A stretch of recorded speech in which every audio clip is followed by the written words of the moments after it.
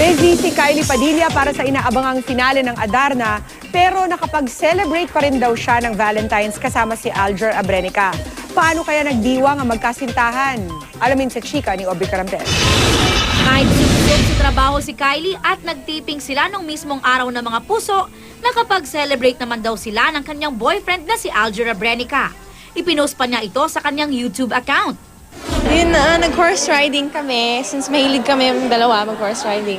Tapos nag-sky ranch, yung rides doon sa Tagaytay.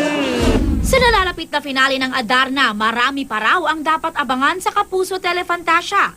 Naging memorable raw kay Kylie ang kanyang first primetime lead role bilang si Ada. Pinabasa ko yung script. Parang ang hirap naman itong pinagdadaanan itong character na to. Pero ganun talaga. Ang ganda ka ng twist eh. Ang mga leading man ni Kylie, na-excite na rin daw sa finale. Nahanap pa yung ibong Adarna na nakuha na ni Migo, ninakaw ni Agalon. Kailangan may redeeming factor rin kay Falco. Hindi pa rin natin alam kung kanina ba pupunta si Ada, kung kay Migo, kay Falco, or sa akin, or kay Bok. Magpapakomplikado pa raw sa storya ang pagpasok ng karakter ni Solen Yusuf bilang ang ibong Adarna.